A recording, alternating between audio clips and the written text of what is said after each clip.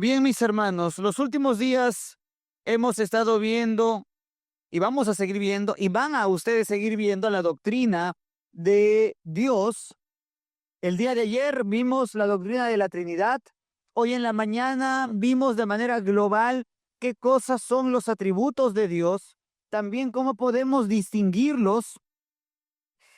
Y es necesario para nosotros que veamos algunos de los atributos de Dios. El día de hoy vamos a hablar acerca de que Dios es amor, ¿sí? Dios es amor. Es una enseñanza quizás bastante conocida.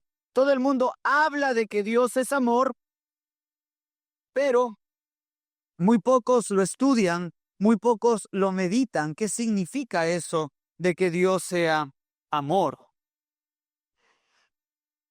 Este es el primero de 5 atributos que ustedes van a estar viendo durante los siguientes días. No porque solo sean 5 atributos, sino porque hemos escogido estos 5 para iniciar en los estudios de los atributos de Dios. Cuando puedan, busquen más acerca de los atributos de Dios. Porque les recuerdo una vez más, Daniel 11:32, el pueblo que conoce a su Dios se esforzará y actuará. Sí, el pueblo que conoce a su Dios se esforzará y actuará. Así que los 5 atributos que vamos a estar viendo a partir de hoy y los siguientes domingos o los siguientes estudios son solamente un inicio y hay que meditar más en quién es Dios, en cómo es Dios.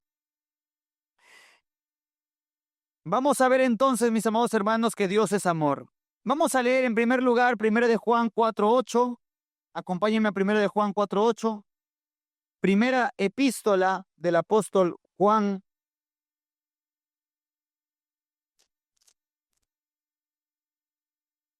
Capítulo 4, versículo 8.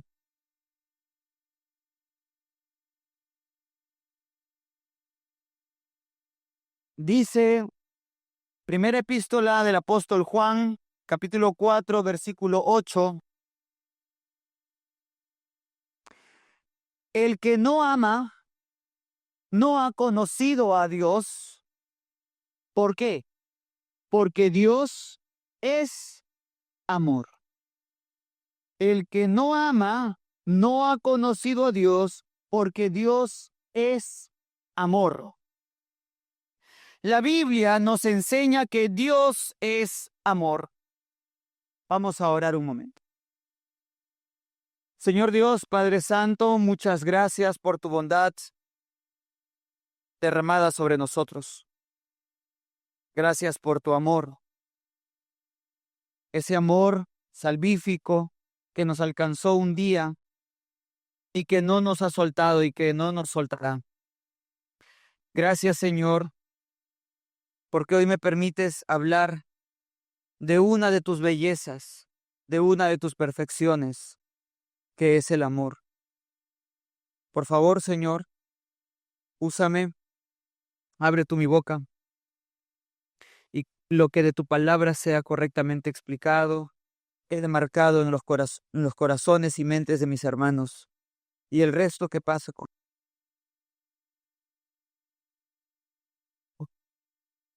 juicio. Oímos con fe, Señor, nuestras almas. Rogamos esto, Señor, en el nombre de nuestro Salvador, Señor Jesucristo. En el nombre.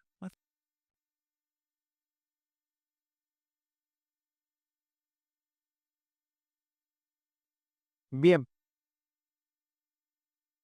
La Biblia enseña que Dios es amor y que es amor que se entrega a sí mismo libremente para el bien de otros. Vamos a Efesios 5:2. Mientras van buscando Efesios, bueno, todos vamos buscando Efesios 5:2. Habíamos leído 1 de Juan capítulo 4 versículo 8. Y esta sección es bastante famosa, ¿verdad? Los versículos 7 y 8, ¿no? Especialmente, amados, amémonos unos a otros, porque el amor es de Dios. Todo aquel que ama es nacido de Dios y conoce a Dios. El que no ama no ha conocido a Dios, porque Dios es amor. En esto se mostró el amor de Dios para con nosotros, en que Dios envió a su Hijo unigénito al mundo para que vivamos por él. Antes de ir a Efesios 5:2, pero ténganlo ahí marcado,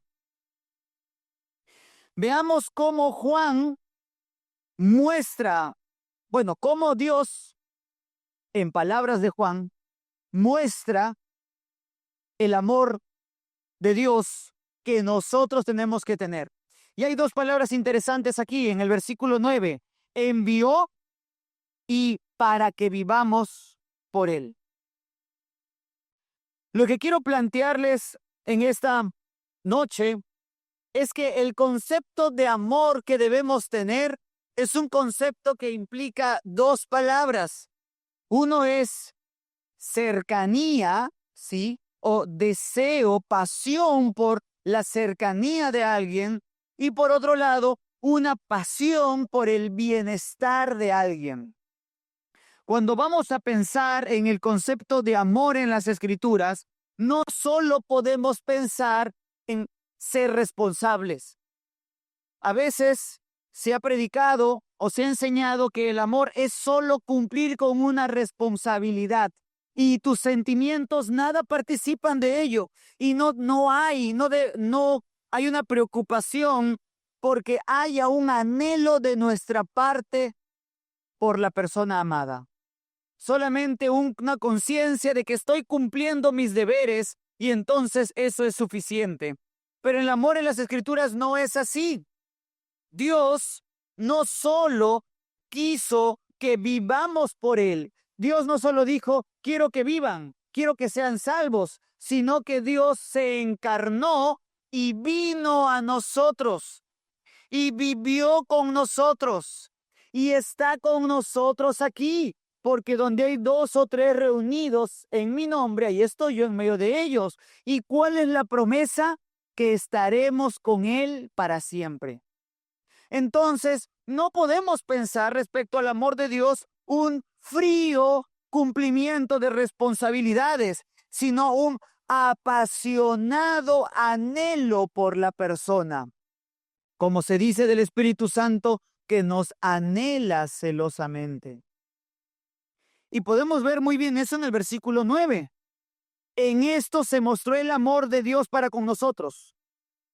En que envió a su Hijo unigénito, se acercó, vino, nos buscó y buscó también nuestro bien para que vivamos por Él. No solo nos buscó a nosotros, sino que también buscó nuestro bien. Estas dos cosas tengan en mente para lo que vamos a seguir leyendo.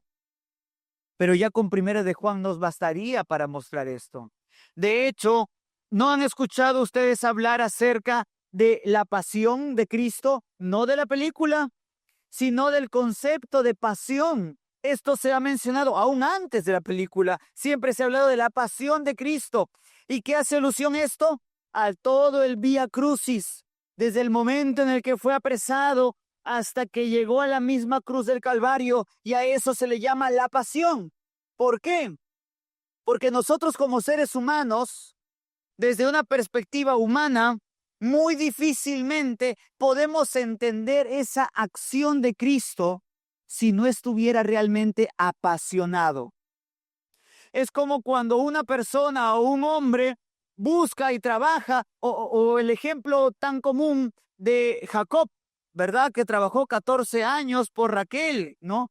Una muchacha nos comentaba, una nueva creyente que estaba leyendo solo su Biblia, ella dice que leyó esa parte y dijo, y suspiró, dijo, wow, tanto la quería que trabajó por ella 14 años a pesar de que fue engañado por ese suegro malvado y todo, y se emocionó por ello, y nosotros debiéramos emocionarnos. Y cuando leemos en las Escrituras de los sufrimientos de nuestro Señor Jesucristo, tú realmente puedes pensar que Cristo te tiene en mente, porque Él es Dios, y Él pensaba en nosotros, y decía, por mi hijo santos yo voy a padecer, por mi hija Nuria, por mis hijos aquí y allá, por cada uno de ellos, no importa recibir un latigazo más, yo voy a seguir caminando hacia esa cruz, porque hacia esa cruz es el camino que me permite estar con ellos unidos para siempre y hacerles bien por toda la eternidad. Veamos lo que dice Efesios 5:2. Y andad en amor, como también Cristo nos amó y se entregó a sí mismo por nosotros, y ofrenda y sacrificio a Dios en olor fragante. Nos amó, y ese amor lo movió a entregarse a sí mismo por nosotros en ofrenda y sacrificio. Mis amados hermanos, el amor es apasionado. Aunque cuando predicamos de Dios, cuando hablamos de Dios, decimos que Dios es sin pasiones, en el sentido de que Dios no tiene emociones humanas. Dios, sí, Él se halla completo en ese anhelo de amor entre el Padre, el Hijo y el Espíritu Santo. Él no tiene pasiones de anhelo de algo más porque Él es bienaventurado, Él está completo en sí mismo, ¿sí? Él está completo en sí mismo. Y entonces Él se ama a sí mismo y su amor es cumplido. Nuestro amor, por otro lado, siempre tiene alguna carencia, porque nunca podemos estar tan unidos con nuestra persona amada. Aun cuando ¿no? Se conocen, se miran, quieren sentarse más juntos. Uy, pero no es suficiente. Se comprometen, ya se toman de la mano. Se casan y se abrazan, ya están muy juntos. Y aún así, durante toda esa primera luna de miel, ¿no? Hay un anhelo de, quisiera estar tan junto, tan pegado a ti, no quiero que te vayas nunca de la casa, quiero que estemos juntos para siempre. Pero luego el matrimonio sigue avanzando y las dificultades muchas veces empobrecen ese verdadero y buen amor que teníamos y que tenemos. Y a veces nosotros somos de decir, no, pero es que eso es así. Así es, así tiene que pasar. Tu primer amor y ya está. Y luego pues ya tú sientas cabeza y ya estás más tranquilo y así está bien. No, no está bien. Que nos acostumbremos a vivir vidas mediocres, carentes de amor, no está bien.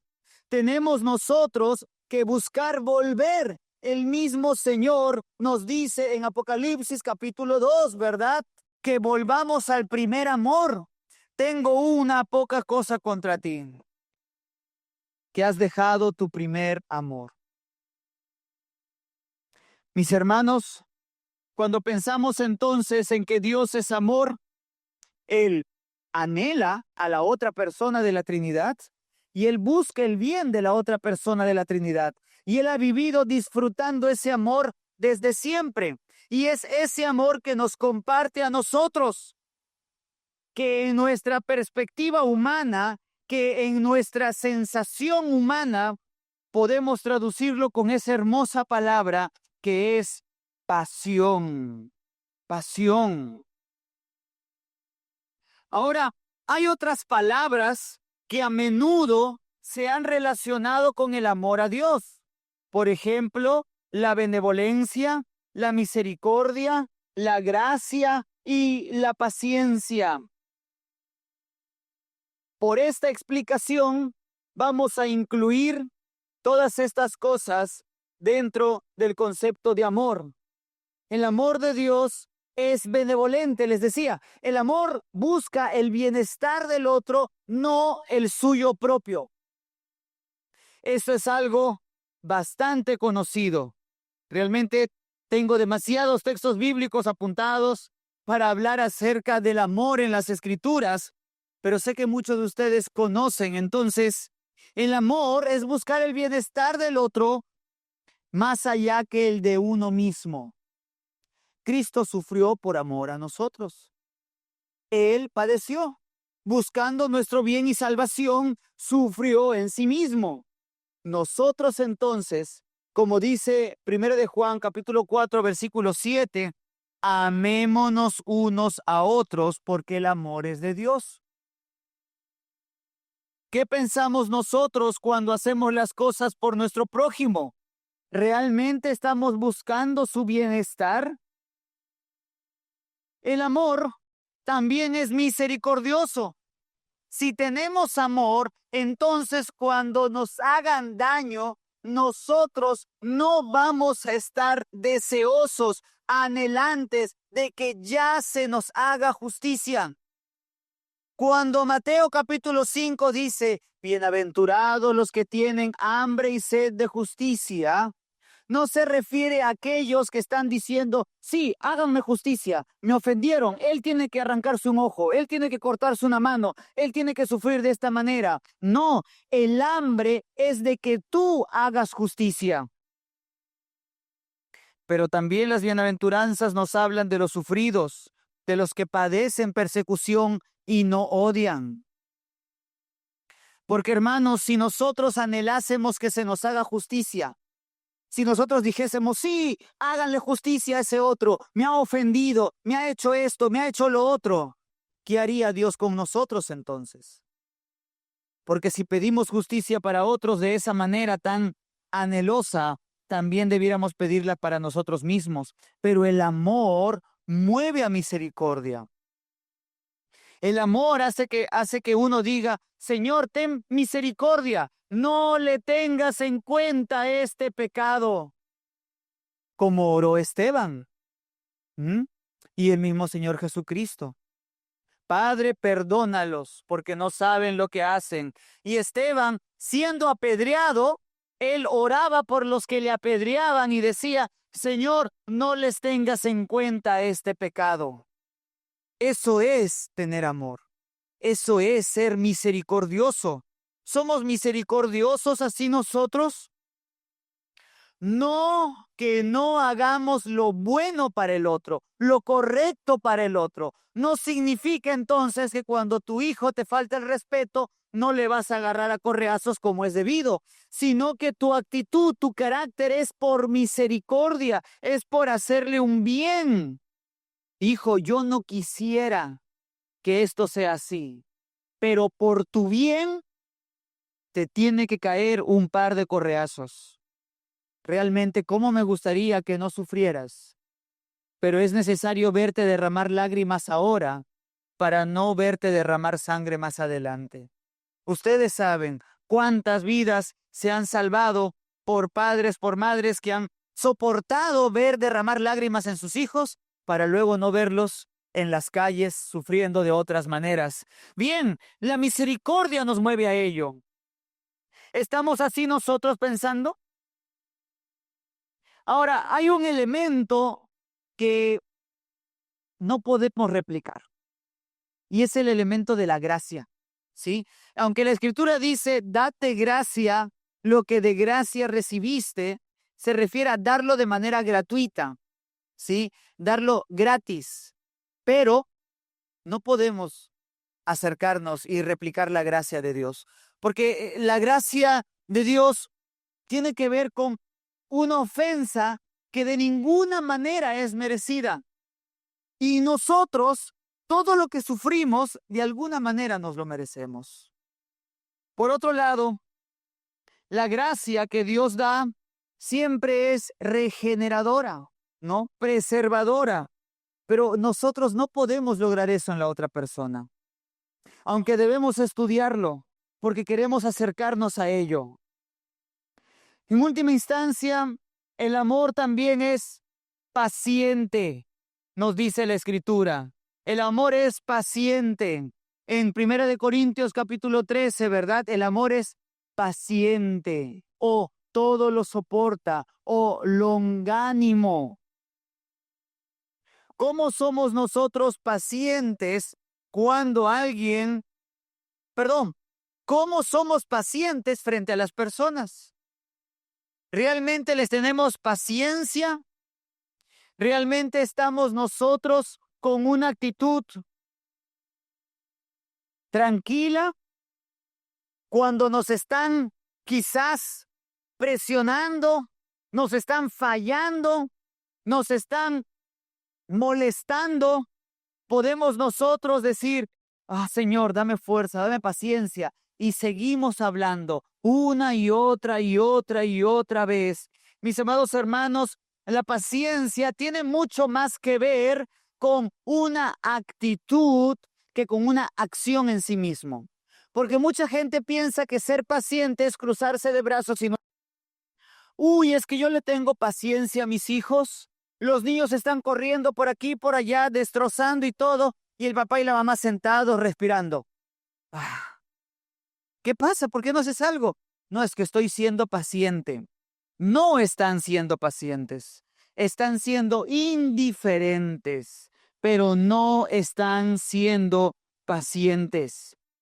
La paciencia tiene que ver con la actitud, pero con la actitud de hacer lo bueno a el prójimo. Esto es como el padre que no se ha cansado de hablar y corregir a sus hijos, aunque sus hijos tengan 35 años y ese padre sigue diciéndole, hijo, no hagas esto, hijo, y que el hijo le diga, papá, por 25 años o por 20 años, me has dicho que yo no consuma, no alcohol o alguna otra cosa. ¿No te cansas? Mira, nunca te he hecho caso. ¿Por qué lo sigues diciendo?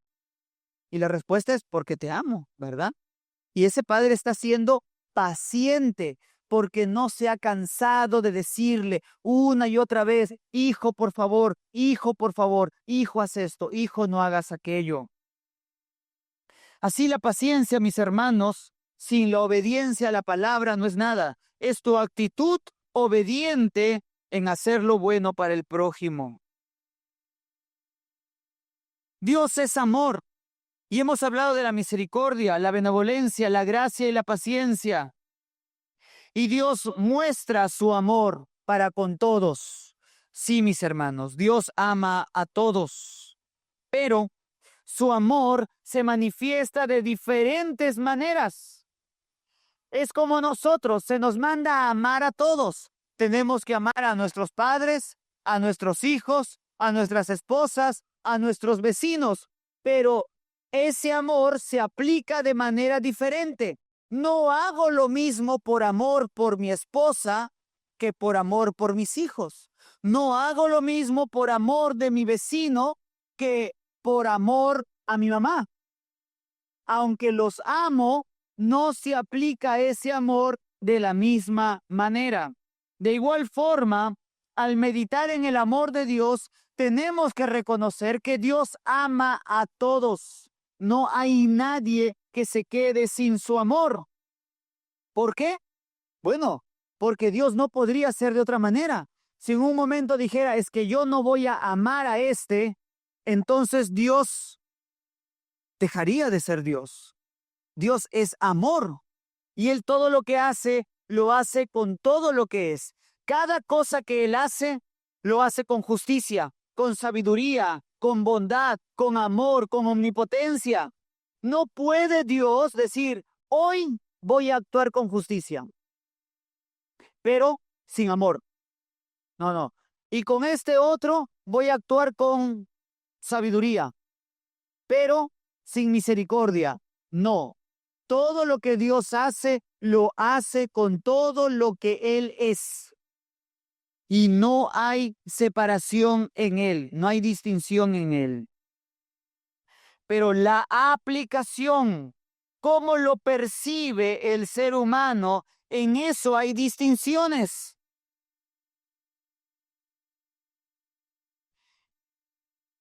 Vayamos a 1 Timoteo 4:10. Dice que por esto mismo trabajamos y sufrimos oprobios, porque esperamos en el Dios viviente, que es Salvador de todos los hombres, mayormente de los que creen. Mis hermanos, la palabra Salvador se puede traducir de muchas maneras en la Escritura. Una de ellas es ayudador. Y aquí particularmente en el versículo 10 de 1 de Timoteo capítulo 4, este texto debería leerse como ayudador o sostenedor. ¿Por qué? Porque ya conocemos la doctrina de la salvación, de la expiación limitada. Aparte, si esto se refiriera a una salvación por gracia, a una salvación espiritual, entonces ¿cómo sería salvador de todos los hombres, pero mayormente de los que creen?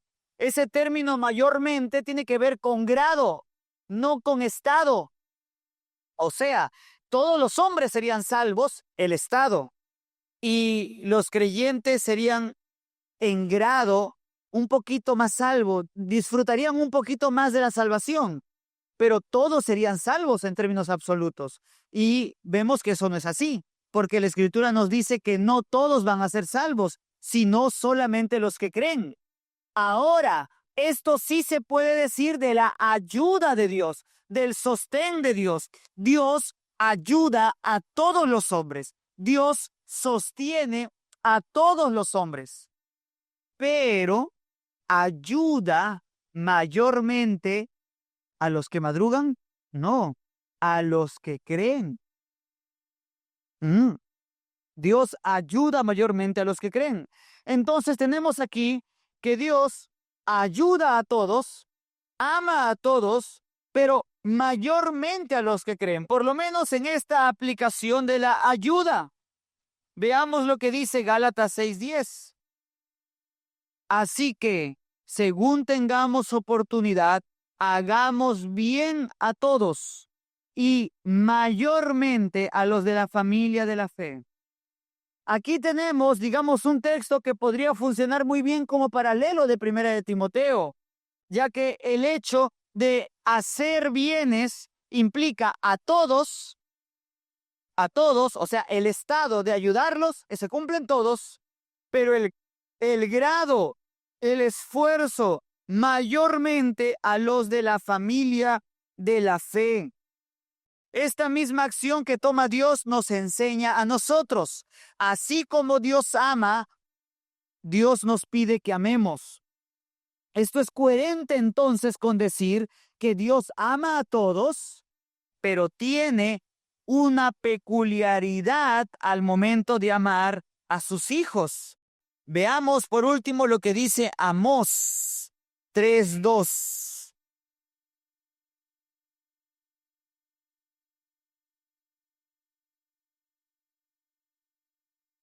Amós 3:2.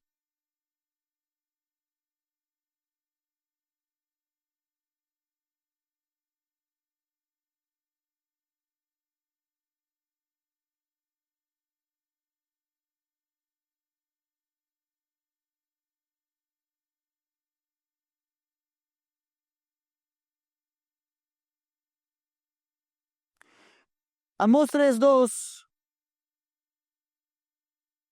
nos dice lo siguiente.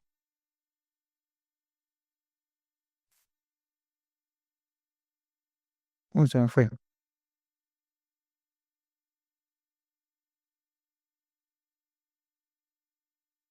A vosotros solamente he conocido de todas las familias de la tierra. Por tanto, os castigaré por todas vuestras maldades. Mis hermanos, Dios conoce a todo el mundo, pero aquí dice que de manera peculiar solo había conocido al pueblo de Israel.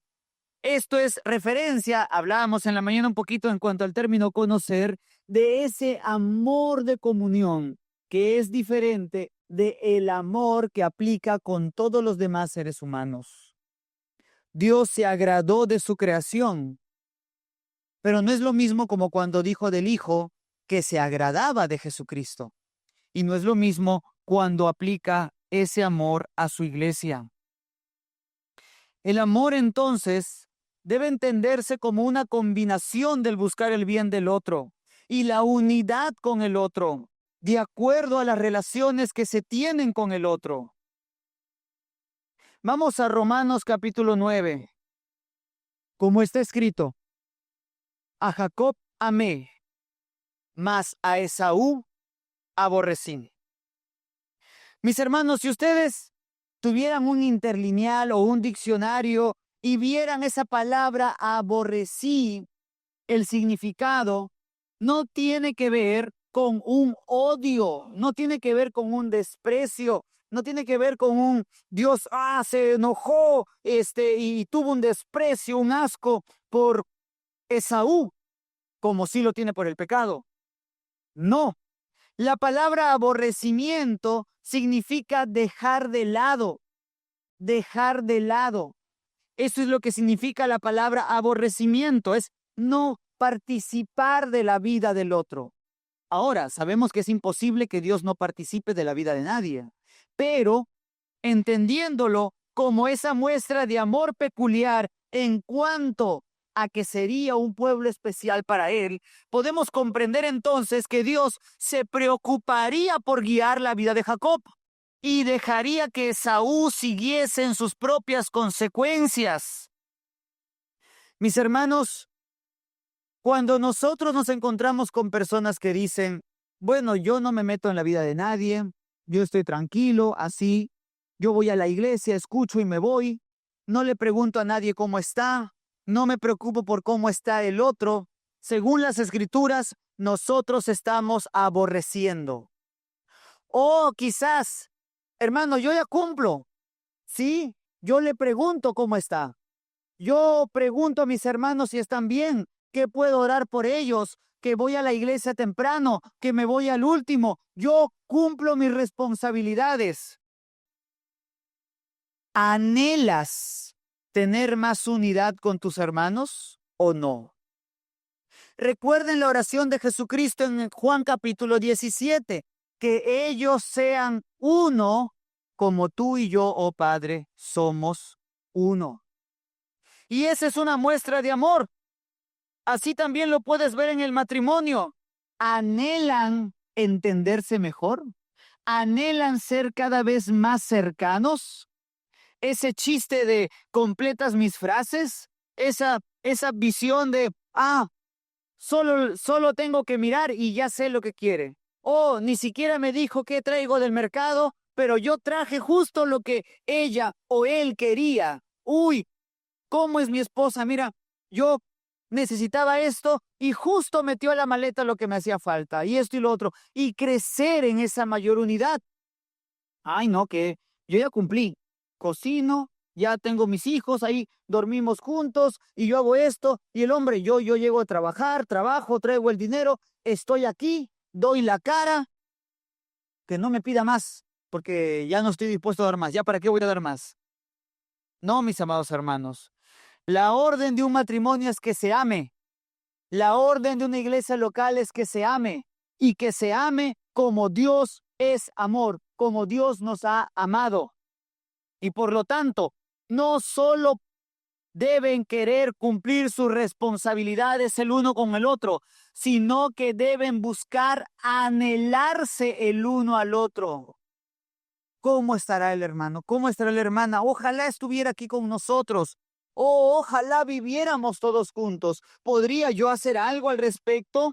Oh, ¿podemos nosotros convivir más tiempo? ¿Estamos buscando eso de manera voluntaria?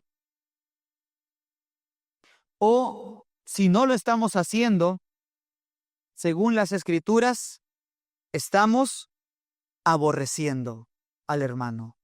Estamos aborreciendo. y ningún aborrecedor de su hermano es cristiano.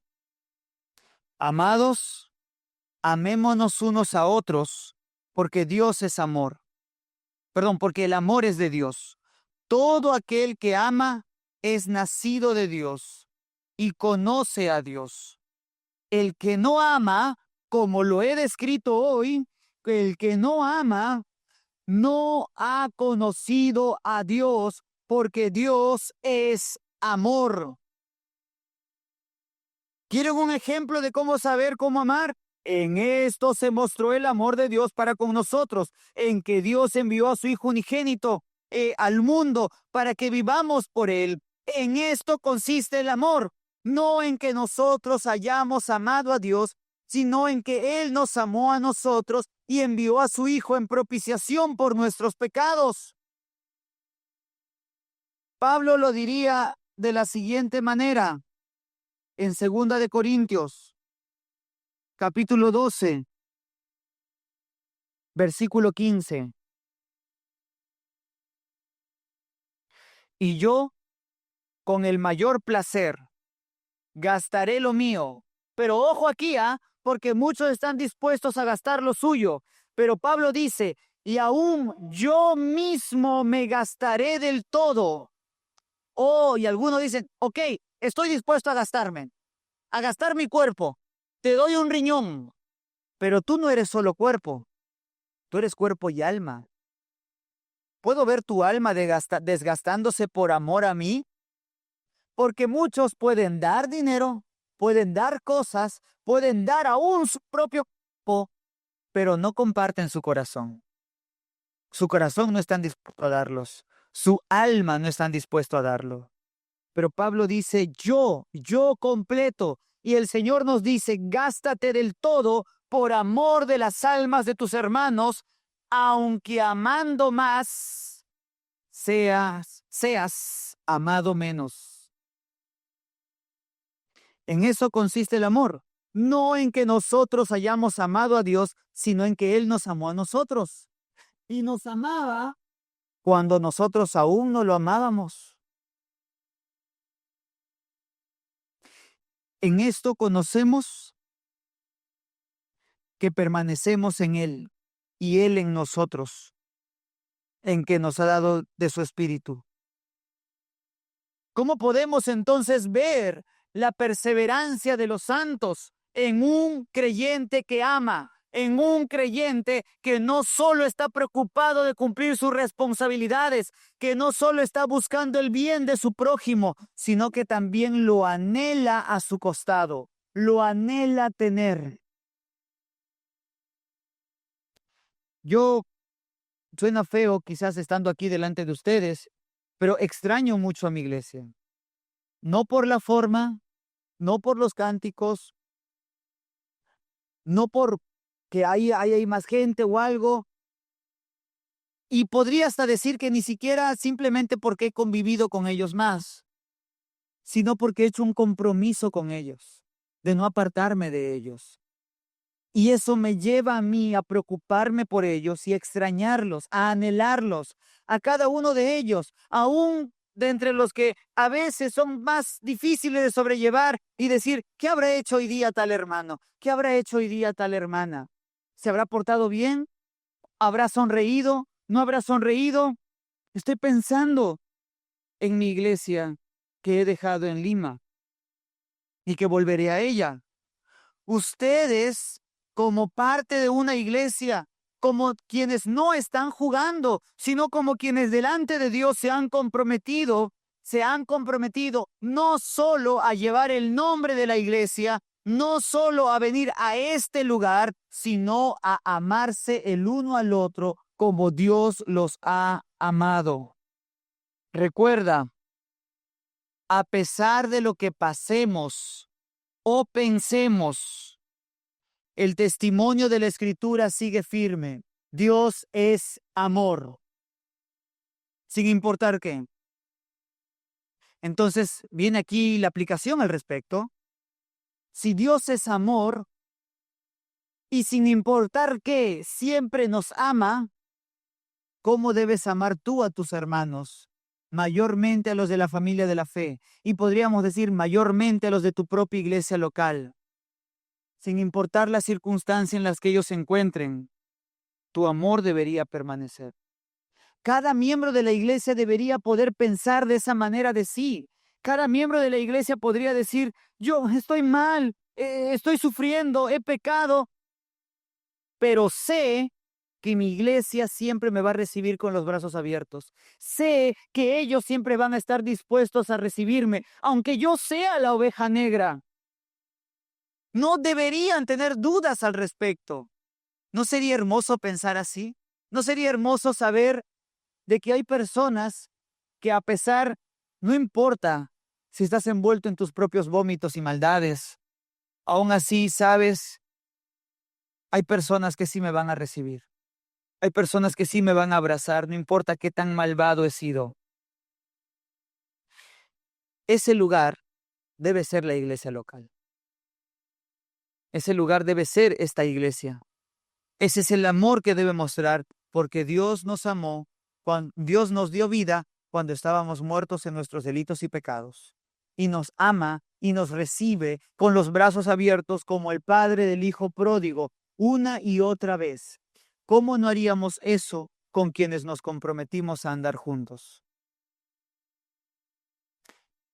Pueden haber llegado al compromiso de muchas maneras, pero solo si hubiese sido un compromiso falso podría haber sido expulsado. Pero si el compromiso no fue falso, así como llegó se recibe, así como los hijos, ¿verdad? Salvo, voy a decir algo triste, que hubiese nacido muerto un bebé, entonces se sepulta de otra manera, aunque hubiese nacido cojo, ciego, con síndrome de Down. ¿Cómo lo debería recibir esa familia? Igual, con los brazos abiertos y con mucho amor, porque entró, está allí y está vivo y es verdadero. Y de igual manera, cualquiera que es recibido en una iglesia local. ¿Estamos sujetos a ser abusados? Pues lo estamos. ¿Sí? Porque vamos a amar así. Y la gente lo va a escuchar, que esta iglesia va a amar a quien sea que forme parte de ella. Pero entonces no van a querer abusar de nosotros, no se van a querer hacer miembros simplemente para disfrutar de ese cariño, de ese amor, de ese apoyo, de esa ayuda. Podría ser, y por eso la iglesia debe tener los ojos abiertos. Pero en segundo lugar, y aún más importante, la iglesia lo va a seguir diciendo, porque así como Cristo estuvo dispuesto a recibir a un Judas, y aún así mirarlo, y dice, y viéndolo, le amó, amándolo, así como estuvo dispuesto a escuchar a un joven que decía que cumplía los mandamientos y lo amó. De igual manera, aunque quieran ser parte de nosotros y al final simplemente nos arañen el corazón y nos dejen una herida profunda abandonándonos, no debemos cambiar nuestra forma de amar. La Escritura señala que el amor de muchos se enfriará, pero eso no nos dice que se refiera a esta iglesia en particular. No tienen por qué ser ustedes quienes sean de esos muchos en el que el amor se enfría. La profecía está ahí, el amor de muchos se enfriará, pero yo no tengo por qué ser de esos muchos. Es el testimonio de la Escritura. El amor de Dios y el amor de Dios en nosotros. Amados hermanos, quiero que abramos nuestras Biblias en 1 de Juan. Ténganlo ahí, 1 de Juan. 1 de Juan capítulo 4, versículos 7 y 8. ¿Conocen el cántico? ¿Conocen la versión cantada de estos versículos? No, bueno, vamos a aprender. 1 de Juan capítulo 4, versículos 7 y 8. Vamos a entonarlo. Voy a cantarlo 2 veces y conforme van captando la melodía, me acompaña. 7 y 8. 2, 3. Amados, amémonos unos a otros, porque el amor es de Dios, y todo aquel que ama es